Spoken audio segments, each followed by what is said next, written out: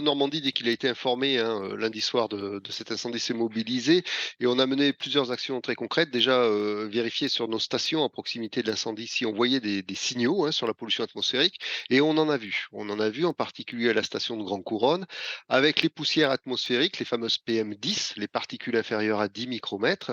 On a vu un pic à Grande Couronne, aux alentours de 20 heures, entre 20 heures et minuit, hein, un pic de pollution lié à ces particules-là. Ce pic-là, c'était à peu près 2 fois plus que sur le reste de l'agglo, des autres stations de l'agglo et c'était bien attribuable à l'incendie.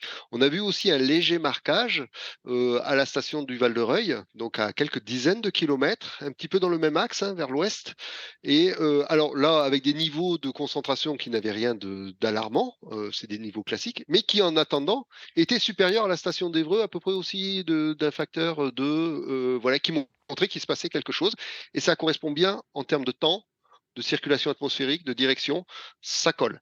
Ça, c'est la première chose. Deuxième chose, on a modélisé aussi un petit peu ce panache, donc par du calcul numérique, pour savoir, ben, ce panache de fumée, où est-il passé dans le courant de la nuit? Et ben, vous avez vu les animations, hein, qui sont disponibles sur internet, hein. Ben, ce panache, au cours de la nuit, ben, il a circulé, vers l'ouest et il est remonté au nord et il a tourné comme ça sur l'ensemble de l'agglomération. Donc il a survolé toute l'agglomération.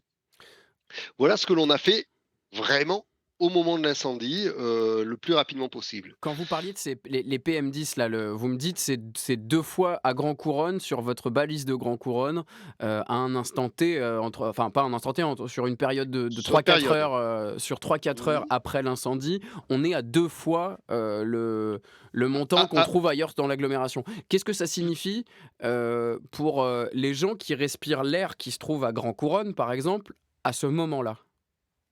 bah, à ce moment-là, qu'est-ce que ça signifie? Ça signifie que alors c'est pas des niveaux exceptionnellement élevés que l'on a vus, mais comme je dis, ils étaient par contre supérieurs à ce qu'il y avait au même moment, aux autres endroits de l'agglo. Si vous êtes, ben, un jour de grand froid près d'un carrefour urbain, ben, vous allez respirer à peu près la même chose en termes de quantité. Je veux dire, voilà, on n'est pas dans une situation exceptionnelle, mais on était dans une situation anormale par rapport au moment, hein. Alors ces PM10, c'est quoi? Ces PM10 sont des toutes petites particules. Alors là, dans le cas d'un incendie, c'est des particules de combustion et on sait que toutes les particules de combustion présentent un danger parce qu'il y a des composés chimiques à l'intérieur. Ben, c'est le fait qu'un entrepôt, quand il brûle, il y a des plastiques, il y a du bois, il y a tout un tas de choses qui brûlent et ben ça émet des fumées, des gaz et des particules qui sont toxiques, hein, très clairement. Et les PM10, ben, une journée comme aujourd'hui où il fait pas un super temps et où il y a des niveaux moyens, assez faibles dans la région, dans le volume de ce bouchon, hein, nous avons à peu près 2 000, 3 000, 4 000 particules. C'est l'ordre de grandeur. Donc, vous voyez, c'est des choses extrêmement petites, extrêmement fines. Et si elles nous intéressent, c'est parce qu'elles sont respirables. Tout simplement. Donc, pour ça que nous mesurons ces particules-là. Est-ce qu'à Atmo, Normandie, vous mesurez d'autres types de particules qui pourraient être, toxiques, pour l'être humain, par exemple, et qui auraient pu être dégagées pendant cet incendie-là? Alors, on met en place là effectivement une surveillance, je dirais post-incidentelle, hein, qui va nous permettre de voir un petit peu qu'est-ce qui reste dans l'environnement.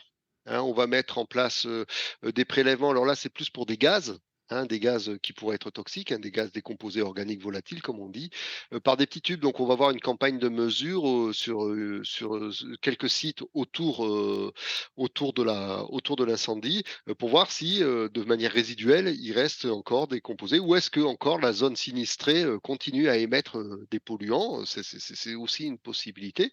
Ça, c'est la première chose. On va aussi, mettre en place des prélèvements sur filtre et au moment de l'incendie, j'ai oublié de le dire et c'est très important, on a aussi fait des prélèvements d'air, hein, dans des canistères. Ce sont des grosses bonbonnes sous vide qui sont partis hier, en fin d'après-midi, à l'analyse, au laboratoire d'analyse. Alors c'est à Grenoble, hein, parce que c'est eux qui savent faire ce type d'analyse, pour essayer d'identifier les différents composés chimiques qui ont pu être présents dans l'air à ce moment-là. Et qu'est-ce qu'on pourrait retrouver? Alors, je sais pas, d'expérience sur Alors ce type d'incendie industriel, qu'est-ce qu'on pourrait éventuellement retrouver dans l'air après alors combustion?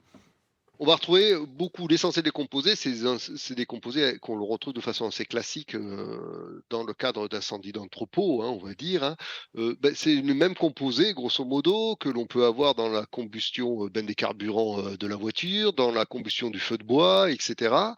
Donc on va retrouver des composés organiques volatiles, du carbone suie, hein, les fameuses particules noires là qui tachent, ça c'est du carbone suisse, du carbone noir. On va retrouver, éventuellement des métaux, Mmh. hein, et ensuite, voilà, qu'est-ce qu'il y avait aussi dans ces box qui ont brûlé? Donc il y avait les fameuses batteries au lithium.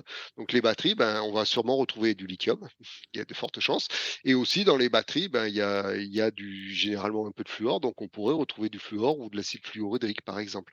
Donc ça, c'est des choses, voilà, c'est des choses que l'on pourrait retrouver, mais ça, on le saura une fois que ces échantillons-là auront été analysés.